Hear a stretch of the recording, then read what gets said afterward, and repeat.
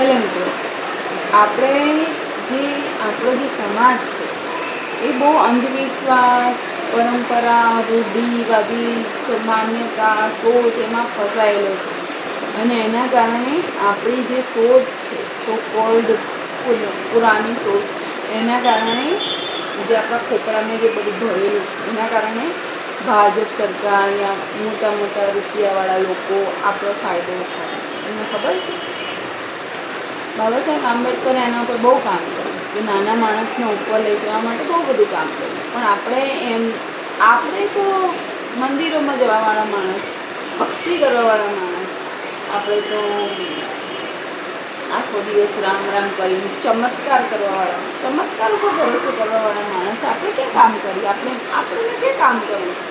આપણને ક્યાં ભણવું છે? આપણને ચોપડી ખોલીને ભણવું નહીં. કાં તો આપણને એવું શીખવાડવામાં નહીં આવે કે તમે આવું કરશો તો સારું જીવન જીવશો. અને જો કદાચ કોઈ શીખવાડવા જાય તો એમની ઉપર એ લોકો વાર કરે, તું અમને શીખવાડીશ. એટલે આપણે નહીં આવડતું તો શીખવાડવું પડે. તમને નહીં આવડતું જીવન જીવતા તો જીવન કેવી રીતે જીવવાનું? તમે જે જીવો છો અત્યાર સુધી બધું જૂઠું હોય, બધું ગલત. જૂના જમાનામાં બી જે સારું હોય એ સારું જ લેવાય. પછી એવું નહીં કે ભાઈ ખરાબ છે તો બી લઈ લેવાનું. તમે ફેસિલિટી તો બધી જ લો છો જૂના જમાનામાં, પણ જે સારું છે એ વસ્તુ ખરાબ છે એ બી લો. નવા જમાનાની ફેસિલિટી લો પણ નવા જમાનાની સોચ નહીં લેતા. હવે આપણે નવા જમાના પ્રમાણે આપણે મહેનત કરવી જોઈએ, આપણે આગળ વધવું જોઈએ, આપણે કામ કરવું જોઈએ, આપણી સોચ ખુલ્લી રાખવી જોઈએ બધી બાજુથી, બધી દિશામાંથી. આપણે જે ખાંચામાં જીવન જીવીએ અહીંયા ના જીવવું જોઈએ. જે પકડી રાખ્યું હોય એને થોડું થોડું છોડવું પડે. એવું બધું આપણને કોઈ શીખવાડ્યું જ નથી. અને જે શીખવાડે છે તો એ અહંકારને ચોટ લાગે, હવે તમે અમને શીખવાડશો. બસ આપણે તો બસ અમુક માણસો એવા હોય સવાર સાંજ બસ દારૂ પીને પડે, એમને જોઈને આપણામાં દયા આવે કે લોકો જીવન બગાડી ગયા. અને પછી એ જ માણસો બીજાને શીખવાડે. વાવ! લેડીઝો બી ઘણી એવી હોય, આમ ચોળા થઈને ફરે, આવડતું કાંઈ ના હોય અંદર. સોચ તેમની નકરી બધી પુરાણી હોય, પણ આ બીજું કોઈ કંઈ કહે ને કે હવે તમે અમને શીખવાડશો. એટલે પણ નહીં આવડતું તો કહેવા જેવું તો કહેવું જ પડે.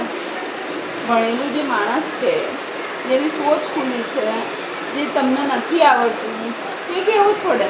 અને એવા માણસો કેવા રૂખેલા શીખેલા હોય, આમ હંમેશા આંખોમાં ગુસ્સો હોય, આમ બસ કોઈને બસ કેવી રીતે આમને નીચા પાડી દેવાની, નીચું બતાવી દેવું, એ જ એમનો પ્રતિક્રિયા હોય. કેમ ખબર છે?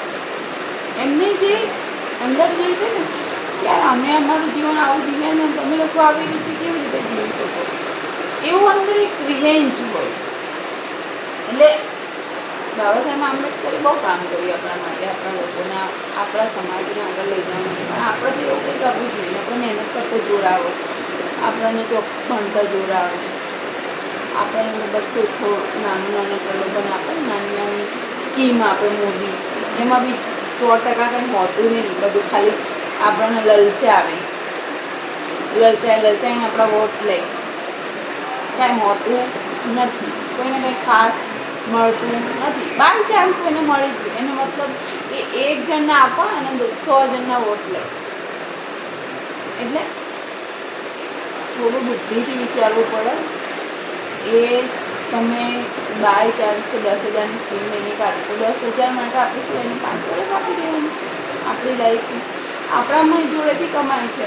એના નરેન્દ્ર મોદી જે પ્રધાનમંત્રી, એને એક ડિસિઝનથી આપણી લાઈફ પર ઇમ્પેક્ટ પર અત્યારે ખબર યુદ્ધના કારણે કેટલો તેલનો ભાવ કેટલો બધો વધી ગયો, પેટ્રોલનો ભાવ વધી ગયો, ગેસના ભાવ વધી ગયા. આ બધું કોણ ભોગવે? આપણે ભોગવીએ. નાના માણસો ભોગવે. પૈસાવાળાને ફરક નહીં પડતો, આપણને ફરક પડે તો. અને કેમ? આપણી નાની લાલચોના કારણે એ કેમ જોઈએ એમાં 10,000 રૂપિયા નહીં જોઈતા તારા પૈસા. તો